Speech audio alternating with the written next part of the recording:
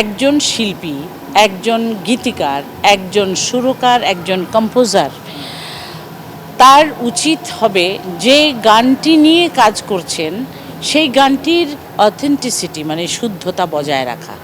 আর সেই ক্ষেত্রে আপনি যেই জিনিসটি মেইন করছেন, যেমন কারা রইল লৌহ কপাট, এই গানটির রূপটা বদলে গেল যখন একজন মিউজিশিয়ান অ্যান্ড কম্পোজিশনে তিনি ভিন্ন একটা সুর দিলেন। এখন আমার আপনার যে চেহারা, এই চেহারাটাকে তো আমরা আর বদলাতে পারবো না। সাজতে গিয়ে একটু ওধার তো হতেই পারে।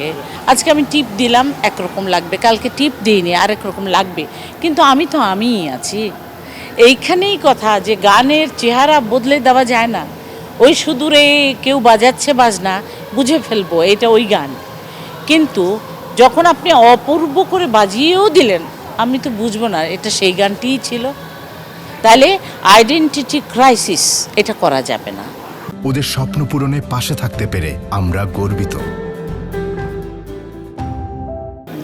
এটা একটা দীর্ঘকালের পদচারণা। এই পরিক্রমার মধ্য দিয়ে অনেক রকম অফার থাকে শিল্পীদের। আজকে কেউ নজরুল নিয়েই হয়তো শুরু করে, তারপরে দেখা যায় সে আধুনিকে চলে গেছে, ফিল্মের গানে চলে গেছে, কিংবা এমন সব গানে গেছে যে গানগুলো আমরা খুব আদর করি না, ভালোবাসি না, কিন্তু মানুষ লাভজোগ করছে তাতেই তারা উদ্বুদ্ধ থাকে। তো এইটা ধরে রাখা টাফ, কঠিন। সেই বিষয়টি অনেকগুলো কারণে আমাকে ছুঁতে পারেনি। আমি শুরু থেকেই ছিলাম উচ্চাঙ্গ সঙ্গীতে এবং সেই সাথে নজরুল সঙ্গীতে। নজরুল সঙ্গীতের ধারা এমন যে সেই ধারাগুলোর মধ্যে একবার ঢুকলে আর কোনো ধারাকে ধার নিতে হয় না। ফলে নজরুল সঙ্গীতই আমাকে উদ্বুদ্ধ করে নানান গান গাইতে।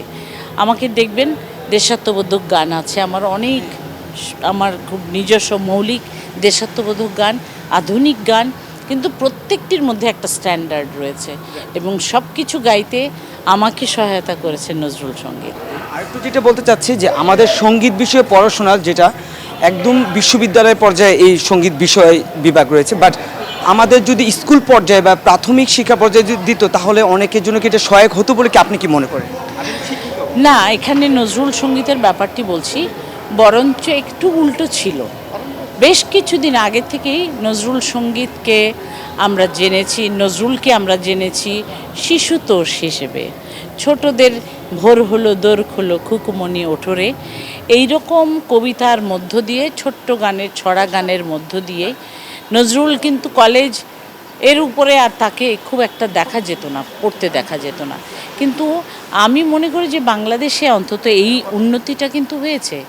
এখন নজরুল কলেজে পড়ানো হয়, ইউনিভার্সিটিতে পড়ানো হয়, নজরুল ইউনিভার্সিটি বলে ইউনিভার্সিটি প্রতিষ্ঠিত হয়েছে।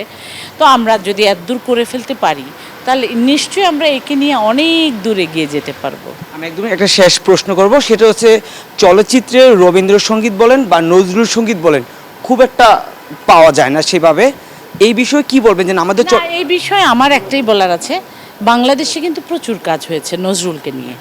তো আমি নজরুলের সবগুলো সিনেমাতেই কিন্তু আমার গাওয়া গান আছে।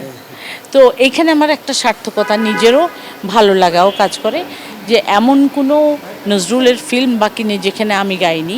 আর আমি গাইছি বলেই নজরুল খুব একটা প্রশংসার কারণ তা বলছি না। আমি বলছি যে নজরুলের গানকে শক্তিশালী মাধ্যম চলচ্চিত্রে ব্যবহার করা উচিত এবং করা হয়েছে বাংলাদেশে। আর শুধু বাংলাদেশেও না, বাংলাদেশের বাইরেও কিন্তু হয়েছে। এই শঙ্খচিল যে ফিল্মটি গৌতম ঘোষের, সেখানেও কিন্তু নজরুল সঙ্গীত আমারই গাওয়া, খেলিছয়ে বিশ্বলয়ে। তো আমি বলবো সারা বিশ্বে এই ধরনের শক্তিশালী মাধ্যমগুলোতে নজরুলকে ব্যবহার করা দরকার।